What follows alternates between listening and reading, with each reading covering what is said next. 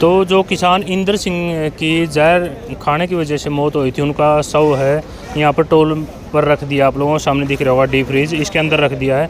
तो किसानों की मीटिंग हुई है, उसमें क्या बातचीत हुई है, क्या फैसला लिया आगे के लिए, तो उन तय बातचीत करांगे।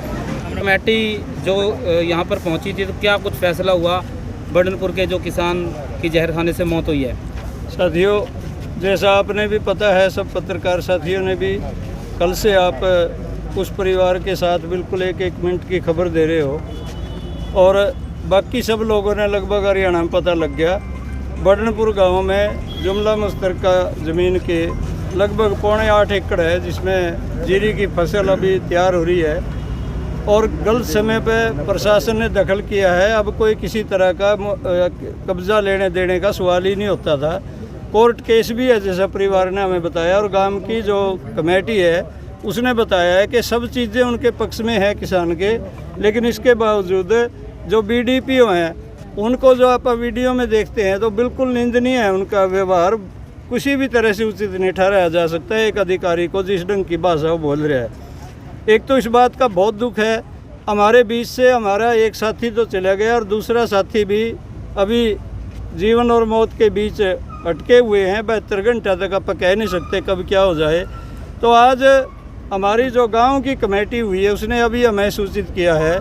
एक बात तो यह है कि हम जब तक इस साथी की देह का संस्कार नहीं करेंगे, जब तक पूर्ण रूप से इस सारी ज़मीन का मालिकाना हक वापस 99 में जो अंतकाल तोड़ा था उसको बहाल नहीं कर दिया जाता है। और ये सारी पावर प्रशासन के पास हैं। 1950 से पहले उन परिवारों ने बताया है कि हम इसके मालिक हैं, हमारे बाप दादे परदादे इसके मालिक थे। और नियम अनुसार 26 जनवरी 1950 को जिस दिन देश का संविधान लागू हुआ उसमें बिल्कुल मेंशन है यह बात कि जिसके पास वो ज़मीन जिस रूप में भी थी उसी की रहेगी। तो ये एक अनावश्यक रूप से सरकार का कदम है जो निंदा का है। और अभी जो गांव की कमेटी ने फैसला लिया है वो ये फैसला है कि जब तक हमें हक नहीं मिलेगा, हमारी मांगें पूरी नहीं होंगी, तब तक दाह संस्कार नहीं करेंगे। और दूसरा भी हमारा साथी जो अभी जीवन और मौत का संघर्ष लड़ रहा है, 72 घंटे बाद ही उसकी स्थिति का पता लगेगा। लोगों में बहुत गुस्सा है इस बात को लेकर।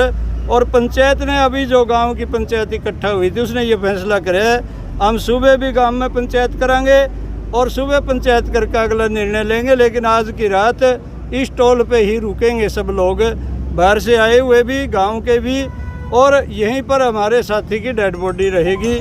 अभी तक ये निर्णय हमारी लोकल पंचायत ने दी है। आगे की मुख्य मांग क्या है? देखिए, मुख्य मांग सबसे पहले तो ये है कि जो ज़मीन हमारी माँ है, जड़ है, उस ज़मीन का मालिकाना हक हमारे इस किसान के हक में जाना चाहिए। 1999 से पहला उनके हक में अंतकाल है, वो अंतकाल डीसी ने 1999 में बिना नोटिस दिए तोड़ दिया, जैसा हमें बताया गया है। उसके अनुसार वो मालिक हैं और उनकी वो अंतकाल बहाल कर देना चाहिए, पहली शर्त है। दूसरा, हमारे साथी जो हमारे बीच नहीं रहे, और अभी दूसरे साथी के बारे में हम कुछ कह नहीं सकते, उन्होंने कम से कम किसी तरह की नुकसान किए बिना और किसी का अपने शरीर को त्याग दिया है, उस दुख की घड़ी को सहन नहीं कर पाए, तो उनको उचित रूप में मुआवजा भी मिले, उनके परिवार के सदस्य को नौकरी भी मिले, और प्रशासन की जो धिंगामस्ती रही है, मौके पर जो बड़े अधिकारी थे उनको सस्पेंड भी किया जाना चाहिए। क्योंकि जब तक वो यहाँ इन पदों पर रहेंगे, इस जांच को प्रभावित करते रहेंगे। ये बिल्कुल न्याय उन परिवार के साथ जब तक नहीं होगा, तो पूरे हरियाणा की चाहे जितने भी संगठन है वो संगठन भी और गांव भी, हम एक एक किसान सबके लिए हैं। और ये ज़रूरी नहीं है कि एक किसान के लिए हम सब नहीं होंगे, एक के लिए सब और सब के लिए हर एक। इस लड़ाई को लड़ेंगे हम अपने साथियों को, अपने उन परिवारों को, और ख़ासकर हमारे साथी दिवंगत जो हमारे बीच नहीं रहे उसके साथ जब तक पूर्ण न्याय नहीं होगा ये आंदोलन जारी रहेगा। लेकिन आज का हमारा ये निर्णय है कि आज हम टोल पर रहेंगे।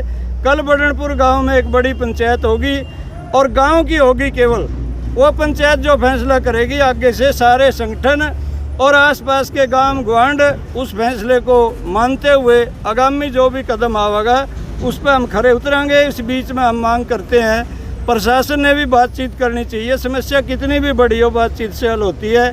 गांव के लोगों ने 11 सदस्यीय एक कमेटी बना दी, प्रशासन चाहे तो हम उनके नाम दे सकते हैं, उस कमेटी के साथ बात करके इस मामले को निपटाने की मुख्य जिम्मेदारी प्रशासन की बनती है।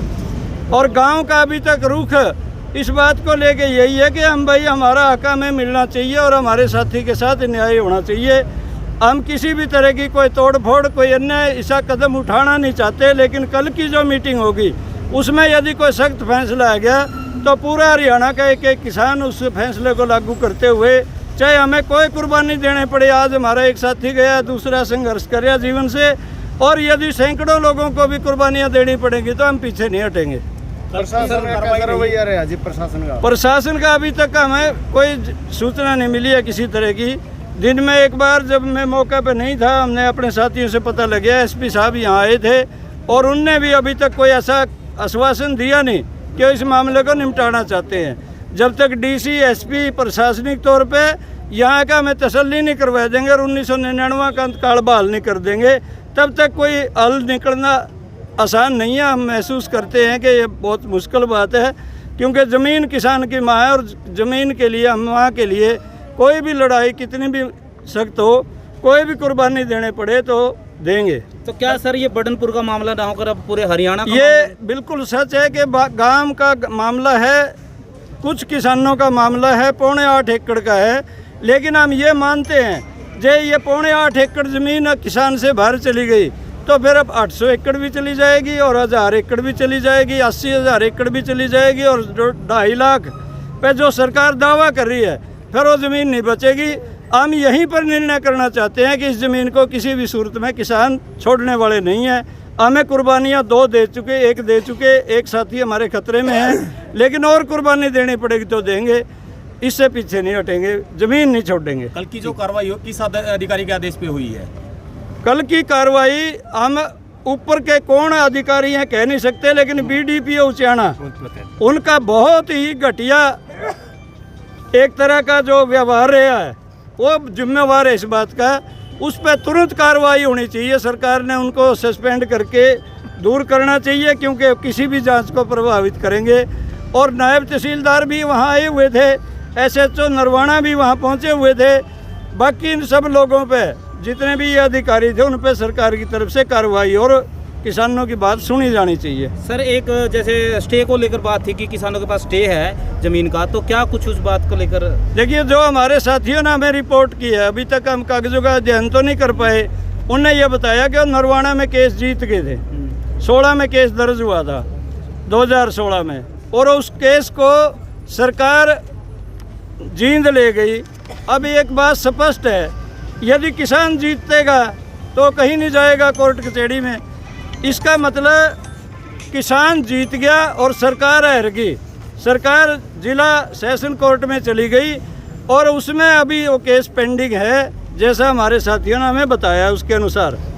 और कागजी तौर पे हमारे एक साथी कुलवंत जी यहाँ खड़े हैं, वो पूरा प्रमाण दे रहे हैं। इसके कॉलम नंबर 13 और 14 के अनुसार, 12 और 15 के अनुसार उनके पास अभी भी जो खन्ना मालिकान है वो पूर्ण रूप से मालिक हैं। ये बीडीपीओ साहब की तरफ से अपील है जी। हाँ जी, डिस्ट्रिक्ट कोर्ट में ये बीडीपीओ के साहब से अपील है, जिसकी प्रति हमारे पास है।